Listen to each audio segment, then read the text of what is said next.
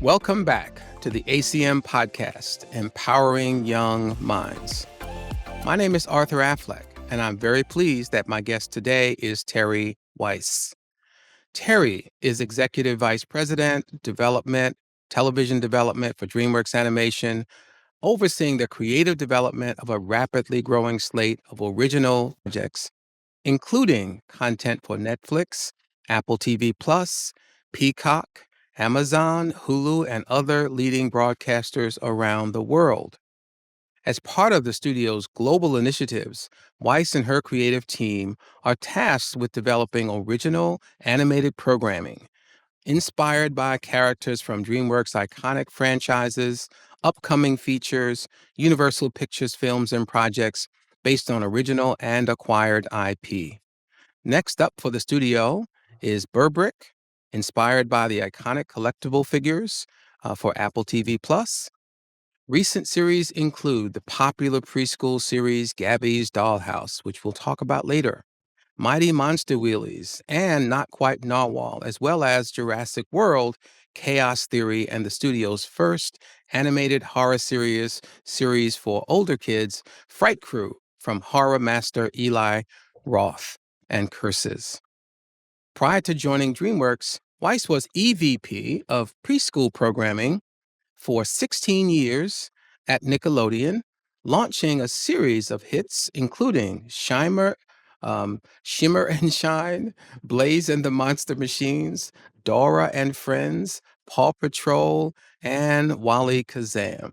Teri Weiss, welcome to the ACM podcast. Thank you, Arthur. It is such a pleasure to be here. Thank you for having me. You've done so much. I'm sorry that I couldn't get it all out in smooth fashion. You did a wonderful job. I'm really impressed. Well, thank you. Teri, I find origin stories fascinating. And Uh-huh. I read that as a child, you used to recite commercials and sing jingles. Do you remember that time? What was that about? Yeah, I do. I think I was fascinated by it. And, when I think back to it, I think there was this thing that I found so interesting about the fact that music was such a trigger for memory, and that, like, if you could remember the jingle, if you could remember the melody, and you, like, could remember the rhyme, you could retain the information. It's like the way in which we all still sing the alphabet song in our head to remember, like, all the order of the letters. And I think that I think it was, like, my early love of music and song and the way that it connected to remembering things that I think was part of the allure for me. But I do think that in general too, there was something fascinating about commercials in the sense that you had 30 seconds to get your point across. Mm. And that was this, like, compact piece of storytelling, that I just always loved as a kid. Sounds great. So after, your early years, you went to Johns Hopkins University to study international studies. So Yeah. what prompted you to move from international studies into media? How did that work? Yeah, it's a great question. I was always loved creative writing, and so I think that that was definitely a part of my experience at Hopkins too, being part of, like, the writing program early on. But as I was there, I was very much interested in journalism, and I always Mm. loved writing, and so I thought that I wanted to be a journalist. I actually did a number of internships during my time at college, at the local ABC affiliate newsroom. I did some stuff at ABC, like Good Morning America, and worked for John Stossel, and I had a lot of, like, all of these news experiences, and I realized that I it was not part of my personality for to kind of be sitting waiting for something bad to happen. It felt like that was very much a component of journalism. It's just like, Mm. "Do I wanna be hanging out of in a helicopter over a war zone?" I'm not sure, like, it wasn't me. It's like, it's just such incredibly important work, but I said that I felt like I needed to spend 40 hours of my workday every week, or however many hours, just finding joy, being in things that were creative, making people laugh, Yes. And so that's really what motivated my pivot, and I talk to kids all the time about that when I talk to college students and even high school students. I say that, like, sometimes those internships experiences are as much about what you don't wanna do as much as, like, getting you to where you wanna go, Yes. and I feel like that experience really helped me understand, what where the ways in which I wanted to pivot and really finding my passion and joy. Well, on behalf of many children and families who benefited from the wonderful work you've done in media, we're glad you didn't stick with strict journalism. So Me you you too. you you've had an illustrious career in children's television, having worked on the Dora Explorer and Sesame Street and Yeah. Paw Patrol and Where is Carmen San Diego? And I still don't know where Carmen San Diego is, but we'll talk about that offline. Also Gabby's Dollhouse, to name a few. So what inspired you to create kids content? Because you could have done all kinds of content, but what inspired you to create kids content, and why is this content so important for kids and parents? I will say that, I originally started off in comedy. My very first job was being the receptionist at the Comedy Channel. Um, Wow. and I will say to this day, it was one of my favorite places to work. Mm, And it was a startup channel. There were comedians coming in every day. We laughed from 8 in the morning. We worked, like around the clock because it was like a startup and we kind of had to get things up on its feet. It was one of those incredible experiences where I had to do so many things that were kind of outside of any of my knowledge base because we were young and scrappy and shorthanded, and everybody's like, "Hey, you hold this. You want to hold the boom mic? You hold the boom mic." Like all of that kind of happened in that environment.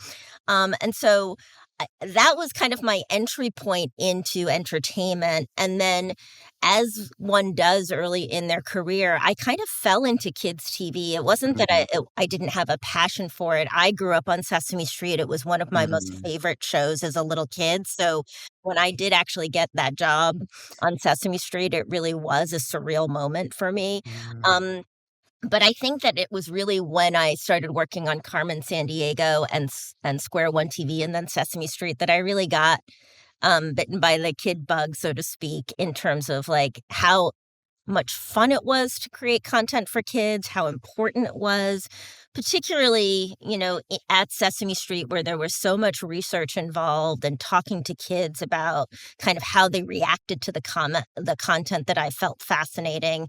And that was really that way in which you felt like you could create something where you created friends for kids essentially in that TV environment, but that you could really have an opportunity to create content with substance and something for them to really kind of think about when the TV went off, and hopefully, not only entertain them, but, do things that could be inspiring in a lot of different ways. sure. So when you are developing content for children's media, how do you ensure it is both educational and engaging? Kind of, kids want to have fun. Absolutely. I think you hit it, Arthur, in that you've got to start of a place of, like, what's entertaining, like, who are characters that are gonna make kids laugh, what are some storytelling that's really gonna feel compelling, and then the other piece of that then becomes, like, and what feels relevant and what do kids need now, right? And I think that that's always the question that me and my team are talking about when we are kind of in those early stage of content development. I think, I'm often talking to kindergarten teachers and people who are kind of literally in the trenches with kids about kind of like what are they struggling with? What are they talking about? What are they asking about? And what's going on in your work with kids that you think we can kind of figure out how to integrate in a meaningful way in kids content. I mean, I will say, like, one example that kind of parallels where we are with Gabby's Dollhouse as well as some of the stuff that we were doing at Nickelodeon, was I was actually talking to some early educators about literacy and about kind of like what are some of the barriers you find in kindergarten and first grade about the way kids learn to read. And the conversation started off in this place about like how the brain processes the magic of reading, right? It's actually two different parts of your brain. It's like the visual aspect of like seeing the letters, and then it's the auditory aspect of hearing how those letters sound. But through that conversation, she said something to me that was incredibly interesting, which is that she said, one of the struggles I'm having with reading is not the phonics side of that. Kids are getting that. It is that kids are so afraid to make a mistake when they read Mm, that they are interesting. apprehensive about reading out loud. And she said, and the only way that you get better at reading is by reading out loud, right? Is to be able to make that connection between the two parts of your brain. And so I was fascinated by this, and I said, "You know what? There's something that we could potentially do in this idea of the fear of mistakes. How do we change a culture? Mm, How do we think about mistakes for kids in a different way? How do we celebrate mistakes? How do we make it not something that you're afraid of or don't wanna do? And how do you kind of communicate to the youngest of kids that mistakes are a way that we learn, and it's a way that we get better at things?" And mm, so it's just like we then decided like that was gonna be part of curriculums as we move to forward, and it is a big part of Gabby's Dollhouse, right? Like, this yeah, element of the growth mindset, and celebrating your mistakes, acknowledging them, and the interesting thing that we learned is that there are 2 parts to that, right? There's the internal part, there's the individual part of like, I wanna feel good about making mistakes because it's a way that I learn. But the other big important part of it is that like, I also need to be in an environment where other people acknowledge and support my mistakes. So yeah, you have to kind of represent both in the content, right? So it's not yeah, only about Gabby having the level of resilience and determination as a character to kind of celebrate and feel good about the ways that she can kind of pivot, but it's all the other cats and characters around her who also acknowledge, like, this yes, is a good thing. yes, Because when you have that positive reinforcement, you feel more confident about embracing it and continuing it. And yes. that's the part that I get excited about because we are telling Uh, incredibly ridiculous and funny stories in the context of Gabby's Dollhouse, but right. this element of growth mindset and resilience is a big piece of kind of, um, the conversation. No, I love that because, you are working to solve real world problems and challenges at the same time to do it in a way that's engaging, interesting, and fun for children and families. But this notion of failing and celebrating failing because you learn and you grow and you get better. And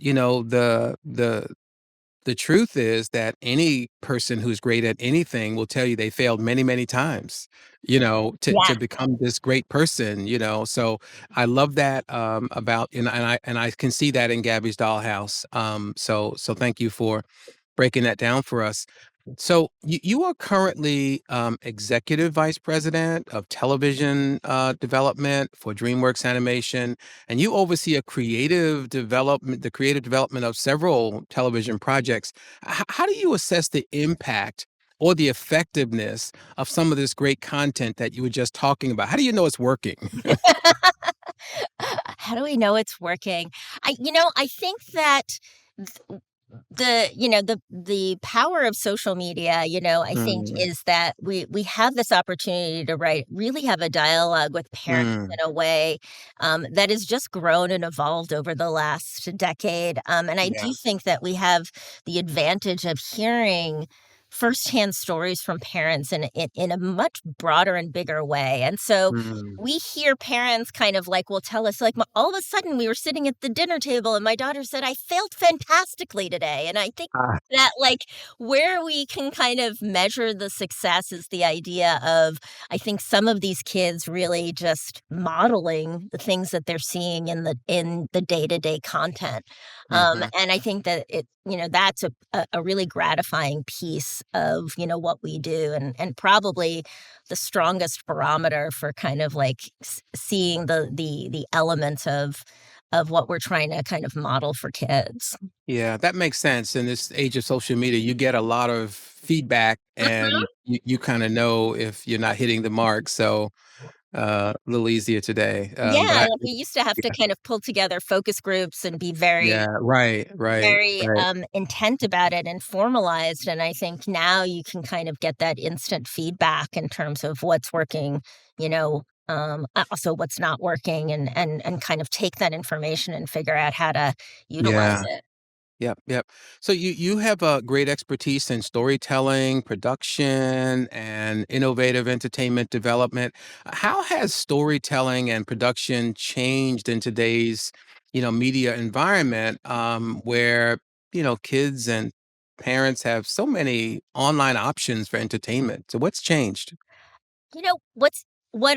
The biggest change that I have seen is with the platforms and the way that they're structured. I mean, back in the linear days, there used to be this, almost like programming wheel of like, Mhm, okay, this is when preschool is on, this is when 6 to mhm, 11 is on, this is when this is on.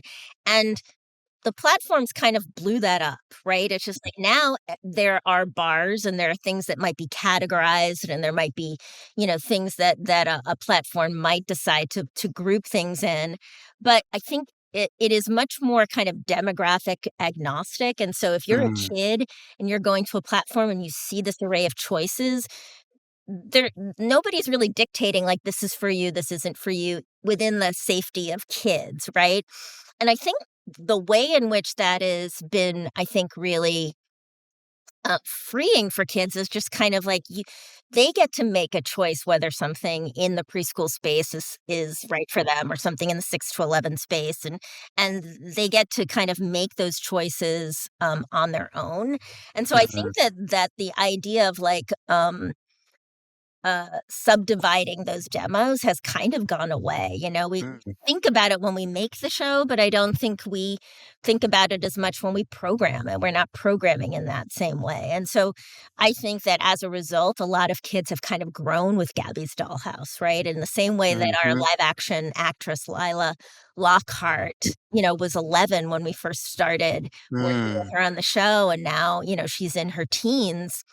Our audience has gotten older too, and I think that it's just mhm. kind of like, well, I don't necessarily need to think I have to give this up or I have to move away, because it's not in the right time block for me anymore, right? It's just kinda it's there, I love it, I'm gonna click on it and continue to watch it for as long as I Yeah. enjoy it.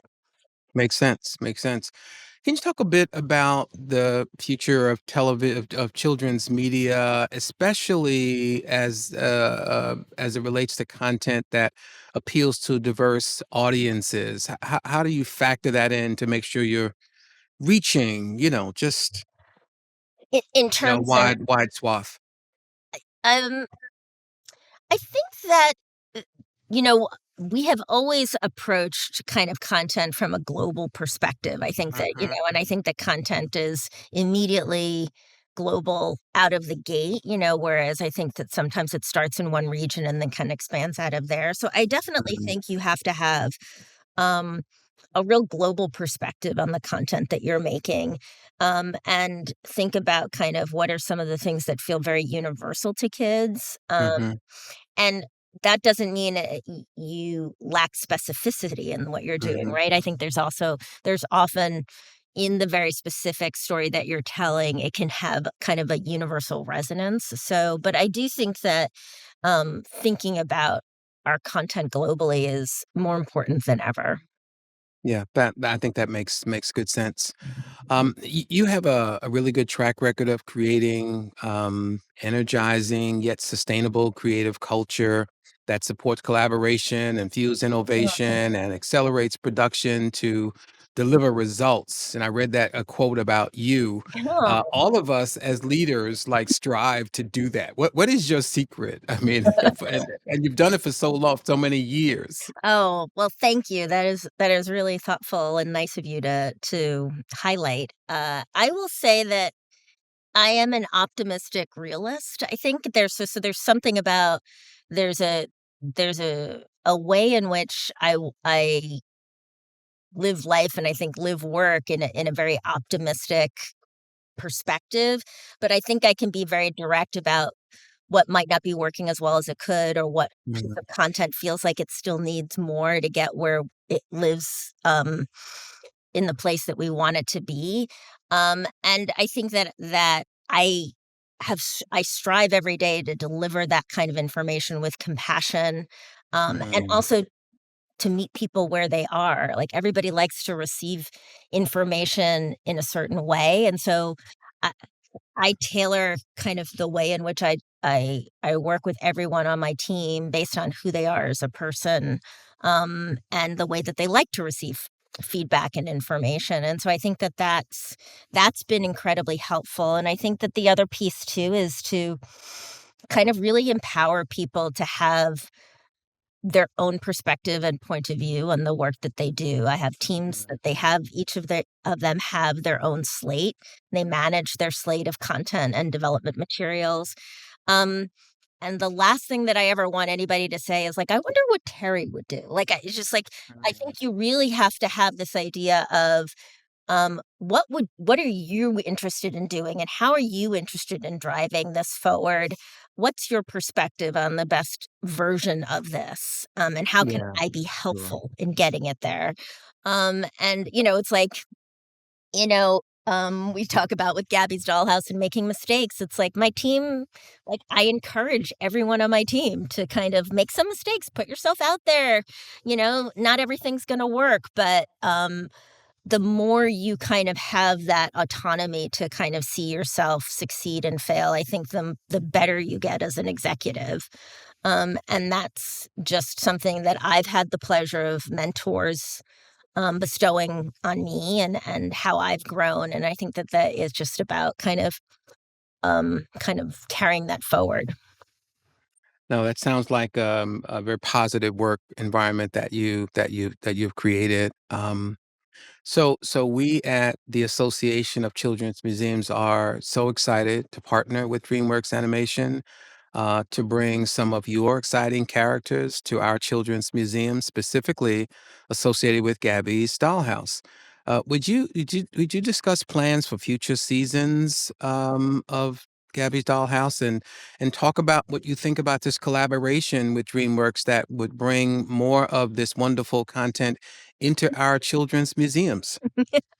Um, yeah, we've got a lot more seasons to come for Gabby's, which is fantastic. I will say specifically, because we work in this beautiful kind of endless structure of a dollhouse, and it's a magical dollhouse, which means that, Mhm. like, we keep opening new rooms and portals within it.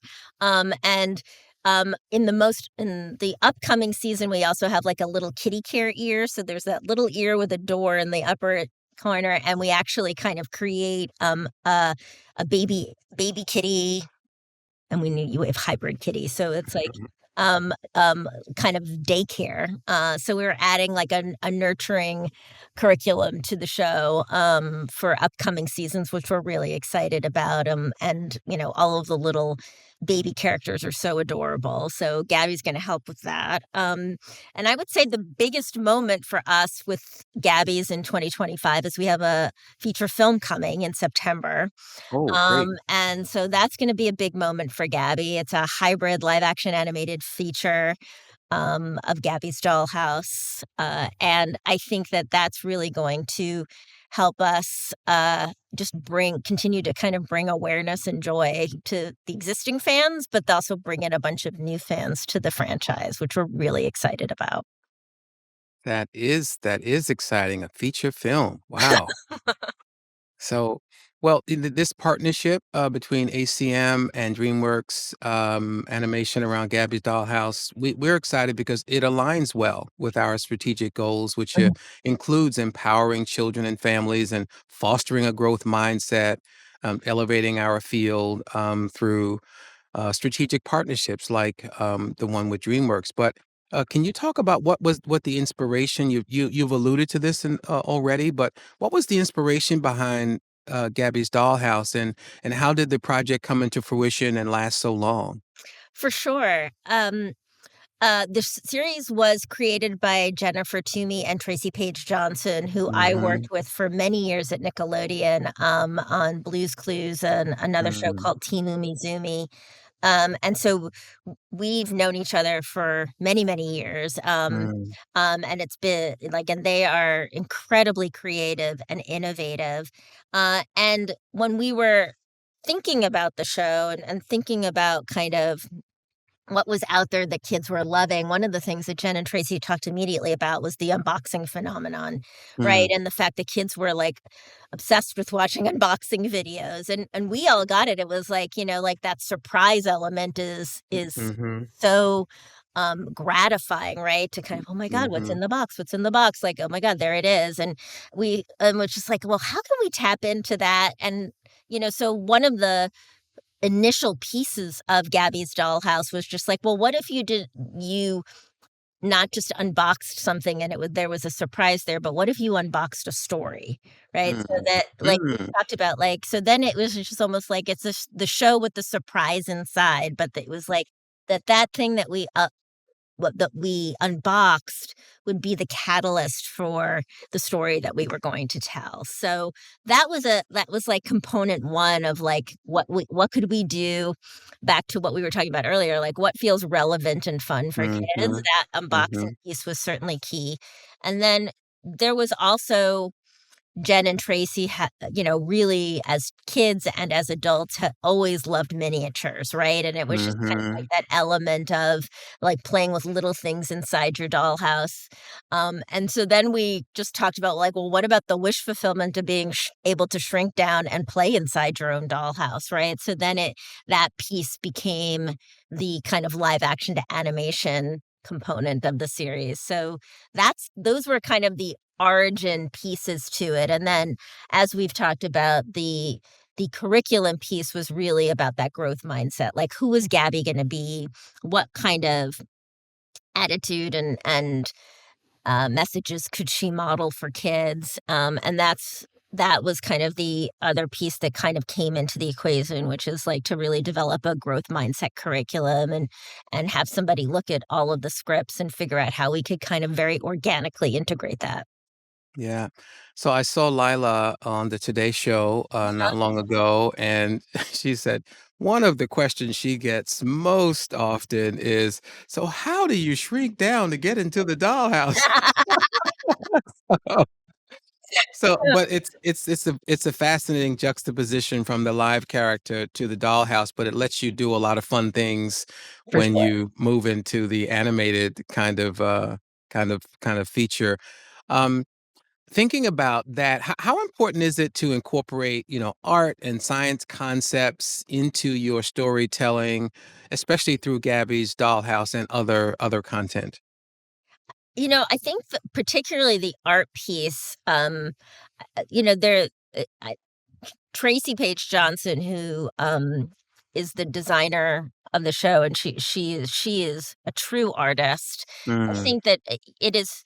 She always talks about inspiring creativity. I think that mm, and Jen, of course, as well. But I think that it really that element of crafting as a source of creativity. I think we do food crafting in the kitchen, right? We do all different types of other crafting in the craft room. I think it's all about that kind of inspiring creative thinking, using your imagination, figuring out kind of how you can solve a problem in a creative way, mhm. allowing, I mean, that oftentimes what's modeled on the series too is just like everybody contributing an idea, like there could be somebody with the least amount of experience or knowledge about something that kind of throws in an idea that solves a problem. And I think that piece is also really important to model for kids, is that a Yeah. great idea can come from anywhere, and to give kids the confidence to kind of be able to speak up and throw out something, and that I also feel as if there is this important message for kids that even if you love math and you love science, that there's creativity in all of those Mhm, things, right? mhm. That everybody should think of themselves as a creative person with a lot of ideas and to kind of embrace and celebrate, all of the innovation that comes from being great at math and being great at science. Um, Yes. in all of the ways in which there are parallels between art and music and math, like all of that kind of interconnection and integration, I think, is part of the curriculum too. You might not see it kind of spelled out, um, but those parallels exist. And I think that that's important for kids to kind of see as well. Yeah, so I was going to ask you about what messages you hope viewers take away from Gabby's character, but you said a number of things that answer that question, and I love the notion that there's no one way to do art and science. That all of us can engage in these pursuits. You can be creative in these ways, and then the notion of celebrating failure, Mhm. which is almost something that people would recoil from. How can you celebrate something like failure? It's a bad thing, but we know that you have to get through some level of failure to get to success, for most of us. And so those are wonderful messages from, I think, Gabby's Dollhouse. And so in the children's museum community, we engage children and families through hands-on, interactive, playful learning experiences and exhibits. And a major goal of ours is to inspire, current and lifelong learning. So how can educators, parents, and caregivers, leverage children's media, and the content that you create for learning? How can they leverage it to facilitate learning?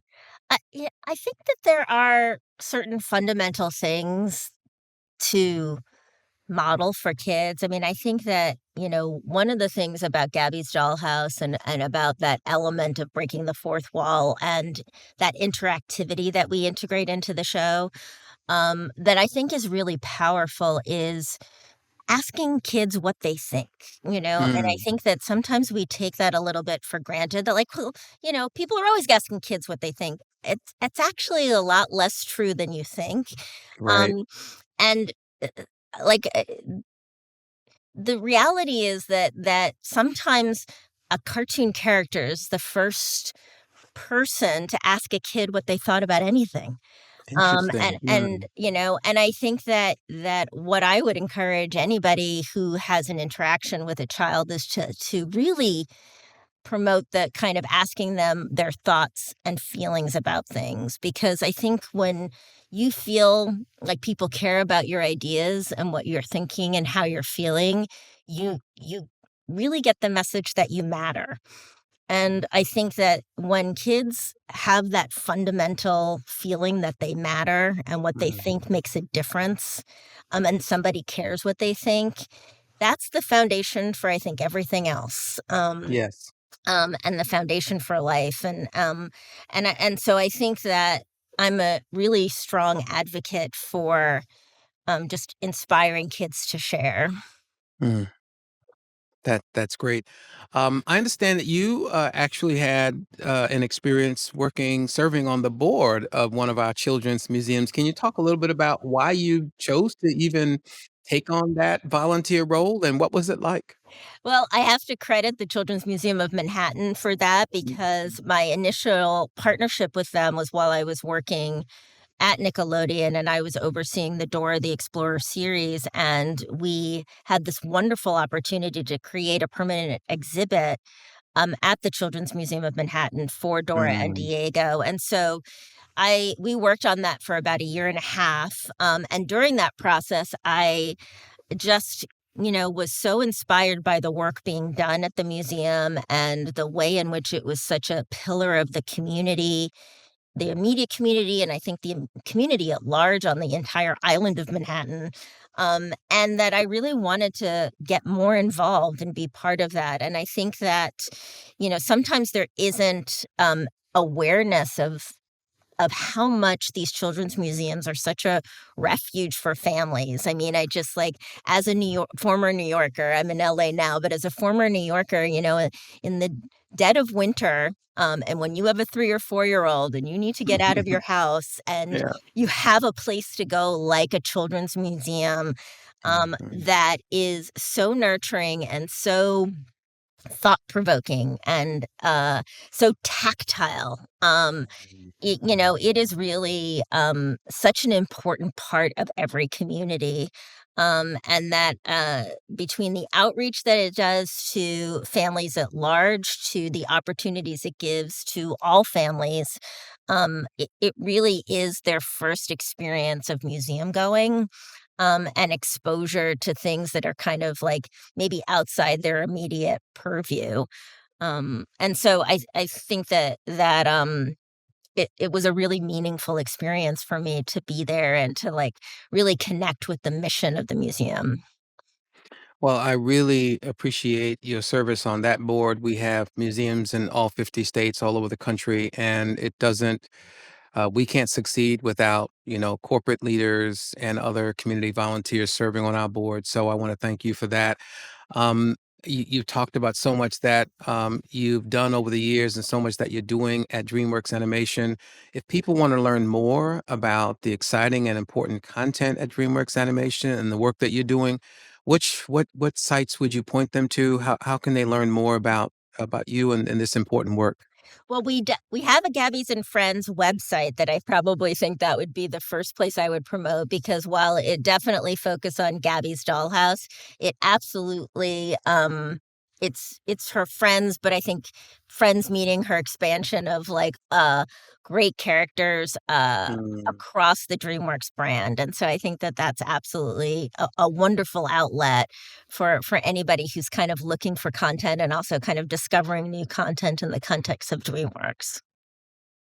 Outstanding. So, one final question I ask every guest of the podcast is, and you've shared some of this already, but you may have some other thoughts. What is one thing that parents and caregivers can do to enrich the lives of the children in their care? I feel like we have chatted a little bit about that, but I do think that asking kids questions is probably the most enriching thing you do. I think can talk to your kids, have conversations with them, Hmm. inspire their imagination, encourage their imagination. I think that is really the most valuable thing that we can do is just, really, really emphasizing that what they think and feel, matters, and that we really want to hear from them because they are the future. And I think the earlier they build that confidence in themselves, um, the better off all of us will be. Yes, and I'll add that these parents and caregivers should have their children consume some of your wonderful content, Thank and they you. should take them to their local children's museum. Yes, yes, I wouldn't be so presumptuous to ever say that anything I made was the answer, but I certainly think we can be a wonderful complement to all the other things that parents and caregivers do, um, for Well, the kids. but Terry, I can say this, my wife and I, have 3 children, they're older now, but when they were young, we took in a lot of the wonderful content So thank that you. you helped, create and, when you were at Nickelodeon and certainly, DreamWorks Animation, so, thank you on behalf of all the mothers and fathers that you won't get to see, I hope to say thank you to you, and so Terry, also a sincere thank you for all the work that you and your colleagues do I to appreciate it. provide quality programming for children and youth because there's so much, bad programming out there. You provide good programming. Thank And also, thanks for being a guest on the ACM podcast, Empowering Young Minds. It was great to talk to you. Thank you, Arthur. It was such a pleasure to be here. Thank you for having me. And thank you for listening to Empowering Young Minds, the Association of Children's Museums podcast. Show notes and related resources are available on the ACM website at www.childrensmuseums.org/podcast. New episodes will be shared monthly. Let us know what you think and share this podcast with other champions of playful learning, childhood wonder, and joyful discovery. Thank you.